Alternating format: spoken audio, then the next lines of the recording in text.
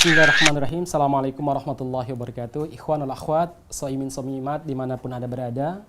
Barakallahu fikum ajma'in. Berjumpa lagi dalam kajian kitab Badlul Ma'un fi Fadlil Ta'un, karya Imam Al-Muhaddits Al-Hafidz Ibnu Hajar Al-Asqalani rahimahullah.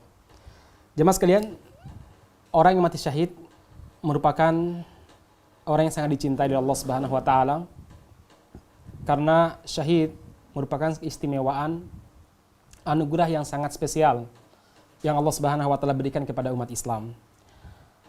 Namun jamaah sekalian, ada juga orang yang meninggal di medan jihad justru berakhir pada neraka kelak di hari kiamat nanti.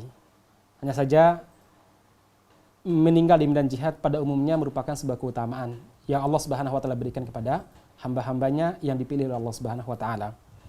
Rasulullah sallallahu alaihi wasallam pernah menceritakan bahwa al-qatlu thalathatun. Orang yang meninggal di medan jihad itu ada 3 jenis. 2, mereka adalah meninggal dalam keadaan yang baik, yang sangat-sangat baik. Yang ketiga atau yang 1, mereka ini adalah orang yang meninggal justru masuk neraka. Rasulullah SAW bersabda, al-qatlu thalathatun, orang yang meninggal di medan jihad itu ada 3 kategori. Yang pertama, rajulun jahada binafsihi wa malihi fi sabilillah.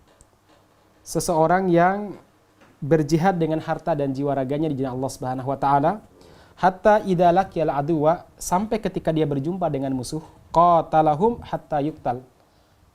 Maka beliau memerangi musuh-musuhnya ini sehingga beliau pun terbunuh.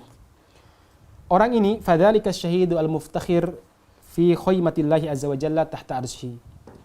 Orang ini adalah orang yang mati syahid yang nanti kelak di hari kiamat dia dibanggakan oleh Allah Subhanahu wa taala, tinggal di bawah arsy-Nya Allah Subhanahu wa taala, tinggal di tenda yang dibuat oleh Allah Subhanahu wa taala di bawah arsy-Nya. La yufaddiluhu nabiyyun illa bi darajatin nubuwah. Para nabi tidak mampu menyamai derajatnya kecuali karena kenabian yang mereka miliki. Masya Allah. Berarti mereka ini derajatnya di bawah para nabi, setingkat di bawah nabi. Begitu besarnya keutamaan orang yang meninggal di medan jihad disebabkan karena ini. Yang kedua, kata Rasulullah SAW, warajulun mu'minun qarafa ala nafsihi minad dhunubi wal khotoya. Seorang mukmin yang beriman kepada Allah Subhanahu wa taala yang masih mendolimi dirinya dengan berbagai macam dosa dan kesalahan. Jahada binafsihi wa malihi, namun dosa dan kesalahan yang dia lakukan tidak menyebabkan dia meninggalkan jihad. Dia tetap berjihad di jalan Allah Subhanahu wa taala dengan jiwa raganya. Hatta idza laqiyal aduwa qatala hatta yuqtala. Maka ketika dia berjumpa dengan musuh, dia memerangi musuh tersebut dan dia pun terbunuh di tangan musuh.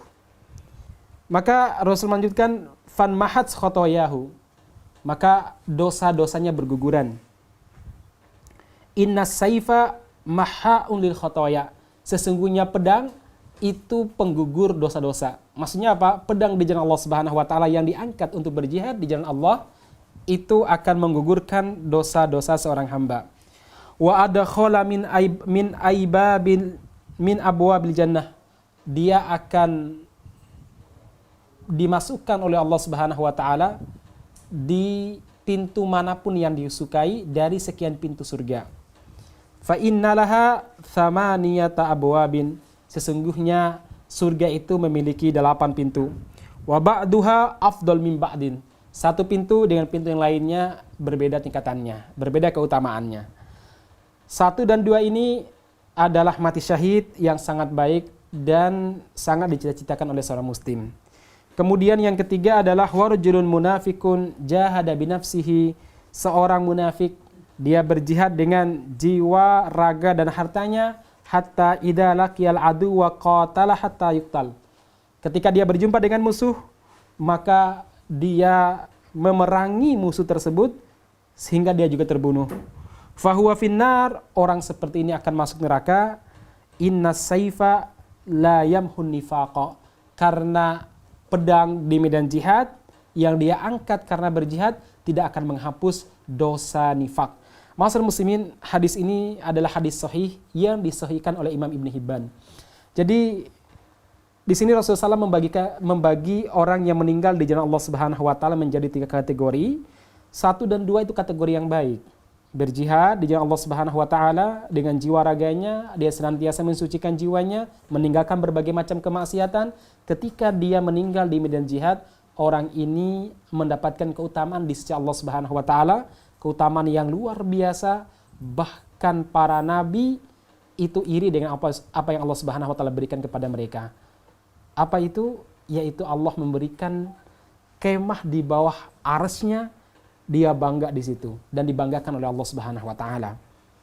Kemudian poin kedua yang bisa kita ambil di sini adalah apa? Jihad merupakan jalan yang paling baik untuk menghapus dosa. Maka dulu para ulama mengatakan ketika ada seorang mujahid yang banyak melakukan dosa atau seorang pemuda yang banyak melakukan dosa, selain dia diperintahkan untuk menuntut ilmu dan bertaubat, adalah apa? Dia berjihad di Allah Subhanahu wa taala. Karena sekali lagi Rasulullah SAW mengatakan inna saifa mahaun lil khotoya, karena pedang di jalan Allah Subhanahu wa taala adalah penghapus yang paling baik untuk menghapus dosa-dosa seorang hamba. Ma'asyiral muslimin yang mudah-mudahan dirahmati Allah Subhanahu wa taala, yang terakhir, penyakit munafik ini penyakit yang sangat berbahaya sekali. Walaupun berjihad di jalan Allah Subhanahu wa taala, tetapi kalau ada kemunafikan dalam dirinya, dia menjadi mata-mata, akhirnya terburu di medan jihad, maka apapun yang dilakukan, jihad apapun dilakukan, usaha apapun yang dilakukan, infaknya di Allah Subhanahu wa taala tidak begitu bermanfaat bagi dia. Demikian apa yang kita sampaikan, barakallahu fiikum ajma'in. Mudah-mudahan kita termasuk orang yang dianugerahi oleh Allah Subhanahu wa taala meninggal di medan jihad, terutama di derajat yang pertama tadi. Barakallahu fiikum ajma'in. Assalamualaikum warahmatullahi wabarakatuh.